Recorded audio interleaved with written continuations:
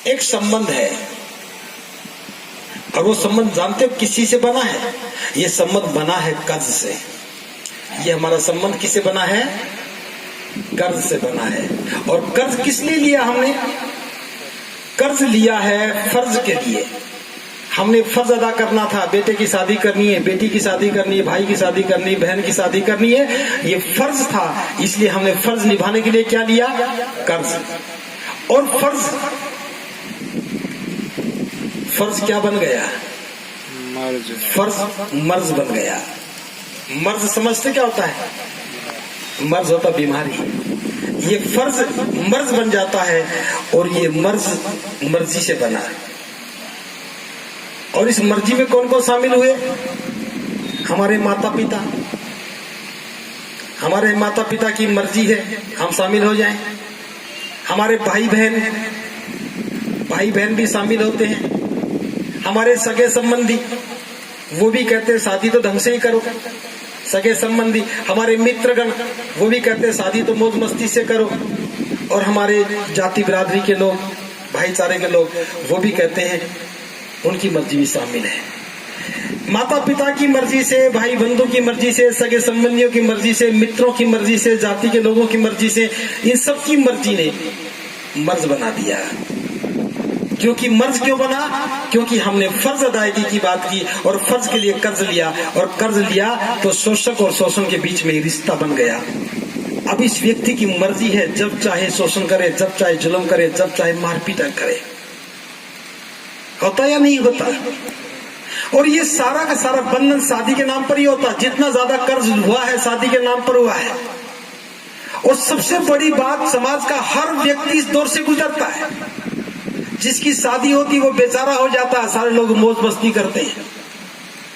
और नौजवान तो ज्यादा ही बेहोश हो जाते हैं, पौवा पिएंगे, फिर कहेंगे बजाओ बहन, आज मेरे यार की शादी है। और जब यार पिटता है, उसकी पत्नी पिटती है, उसकी इज्जत पर हाथ डाला जाता है, तब सारे यार छुप जाते हैं। मुंह छुपा करके थाने में जाएंगे, लाइन में खड़े हो जाएंगे, मुर्दाबाद जिंदाबाद करेंगे। ये बंधन, ये संबंध क्यों बना? फर्ज के लिए बना है। इसलिए इसका निराकरण क्या है? धम्म भूमि ने इसका निराकरण किया। इस फर्ज को बदल दो। शादी तो करनी है, लेकिन शादी मर्ज ना बन जाए, और ये फर्ज मर्जी से ना हो। इसलिए मर्जी को बदलने के लिए हमने फॉर्मेट बदल दिया। अब बिना कर्ज के शादी करनी है।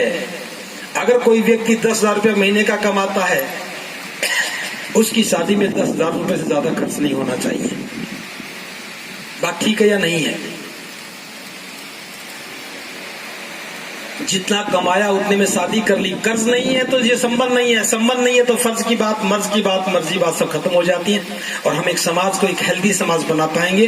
क्योंकि शादी के बाद अगर नौजवान कर्जदार नहीं है, तो वो जो भी कमाएगा अपनी जीवन संगिनी को ला करके देगा, और जीवन संगिनी खुश हो जाएगी, घर में खुशहाली आ जाएगी। अगर कर्ज लेकर के शादी कर ली, जितना कमाया सारा कर्ज में चला गया, ब्याज में चला गया, तो घर में तनाव होगा, घर में कलह होगा, घर में कभी सुख शांति नहीं आएगी। इसलिए इतने बड़े समाज को दरिद्रता से बचाना है, दरिद्रता से बचाना है, समृद्धि की ओर लाना है, तो हमें संस्कारों को बदलना होगा। नाम बदलने के साथ साथ संस्कार बदलने होंगे। और संस्कार जब बदलेंगे, जब हमारी पहचान अलग होगी, शादी करने लगो तो साफ कहो कि मैं बौद्ध हूं, और बौद्धों में शादी करो। बौद्ध बनकर के पिछली जाति को मत ढूंढना कि हम तो पहले ना गले थे, अब तुम गल गए हो क्या। मत करना ऐसा काम। बौद्ध बने हो तो बौद्ध ही ढूंढना। हमारे उत्तर भारत में बहुत अजीबोगरीब बात हो रही है। लोग बौद्ध बने घूमते हैं, कहेंगे भंते जी को लड़का बता दो। हमें तो कोई लड़का ही नहीं मिलता बौद्ध, लड़की की शादी करनी है।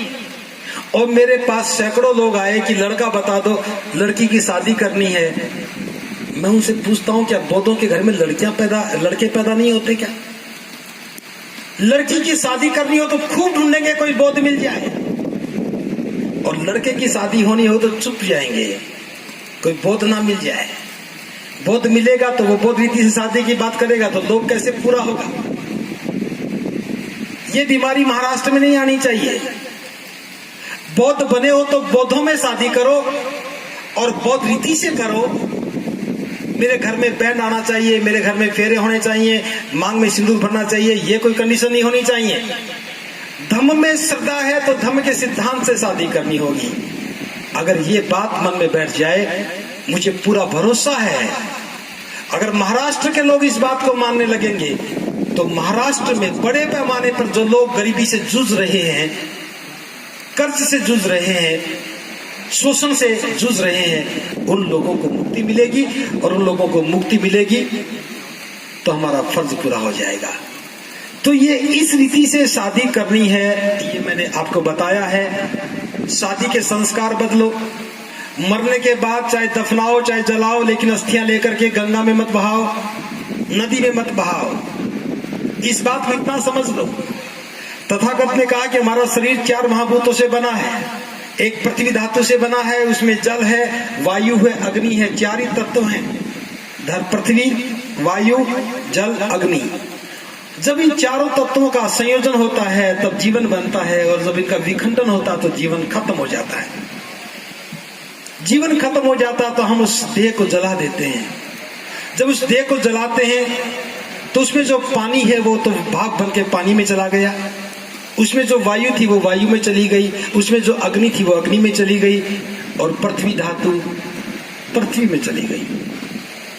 अब उस राख के ढेर में से 4 हड्डियां उठाकर के आप घूमते फिरते हो, कहां ले जाएं, कहां ले जाएं। कितना पागलपन है। विज्ञान की बात करते हो, ज्ञान की बात करते हो, तर्क की बात करते हो, कसौटी की बात करते हो, तो उन 4 हड्डियों में क्या है? वो 40 हड्डियां वहां बच गई, उनका क्या करोगे? जो 40 हड्डियां वहां बची रहेगी उनका क्या करोगे? इसलिए 4 हड्डियां लेके मत जाओ। अच्छा है कि उनको वहीं रहने दो। पृथ्वी धातु पृथ्वी में जानी चाहिए, क्योंकि उस व्यक्ति का पुनर्जन्म नहीं होना। पुनर्जन्म नहीं होता बौद्ध धर्म में। उन 4 तत्वों को ही दोबारा जीवन में आना है, लेकिन जरूरी नहीं कि मैं मरूंगा तो मेरे ही 4 तत्व इकट्ठे होंगे। जीवन बनने के लिए 4 ही तत्व चाहिए, और ये कभी भी नहीं होता कि जो व्यक्ति मरा है उसी के 4 तत्व इकट्ठे होंगे। उदाहरण के लिए मैं समझाता हूं। ये हमारे पास बहुत सारे फूलों की पंखुड़ियां हैं, 100 से ज्यादा फूल हमने तोड़े हैं। अब ये सारी पंखुड़ियां ढेर में बदल गई। अब हमें दोबारा से फूल बनाना है। मैंने डंठल ले लिया, ये किसी एक फूल का है। अब इसमें 50 पंखुड़ियां चाहिए। मैं कितना भी जोर लगाऊं कि 50 पंखुड़ियां तो आ जाएंगी, क्या ये संभव है कि वो 50 पंखुड़ियां इसमें आएंगी? नहीं आएंगी ना। इसमें वो परागकण होते हैं, वो भी नहीं आएंगे, वो भी पता नहीं किसका मिलेगा। फूल तो बन जाएगा, लेकिन जरूरी नहीं कि वो फूल की पंखुड़ियां आ जाए। ये सारे फूल बिखरे पड़े, दुनिया की कोई ताकत नहीं, वो दोबारा से उन्हीं पंखुड़ियों से वही फूल बना दे। ये पुनर्जन्म है। पंखुड़ियों से ही फूल बनना है, लेकिन उसी फूल की पंखुड़ियां दोबारा लग जाएंगी, ये संभव नहीं है। इसलिए मृत्यु के बाद हमें जो कर्म कांड करने हैं वो नहीं करने हैं। कोई मृत्यु भोज नहीं। जन्म भोज, मृत्यु भोज और शादी की परंपरा, ये 3 परंपरा बदल दो, समाज की आर्थिक समृद्धि के रास्ते खुल जाएंगे, गरीबी के रास्ते बंद हो जाएंगे, और फिर वो व्यक्ति कहेगा धम्म की शरण में आने के बाद मेरा कल्याण हो गया।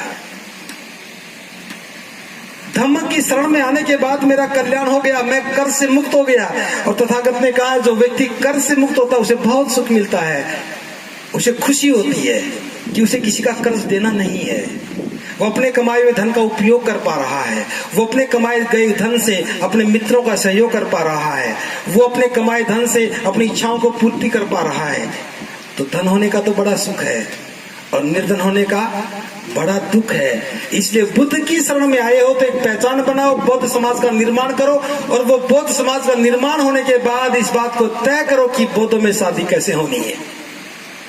बस इतना सा काम करेंगे तो मैं समझता हूं हम अपनी आर्थिक आजादी की लड़ाई में कामयाब होंगे, हम जीतेंगे। ये वीडियो आपको कैसा लगा, आप अपना फीडबैक ज़रूर दें। इस वीडियो को आप ज़्यादा से ज़्यादा लाइक करें, कमेंट करें एंड शेयर करें, और इस चैनल को आप सभी लोग ज़्यादा से ज़्यादा सब्सक्राइब करें, जिससे हम आपको और बेहतर वीडियो आप तक पहुंचा सकें। आप सभी लोगों ने इस वीडियो को देखा। Thanks for watching videos. नमो बुद्धाय। जय भीम।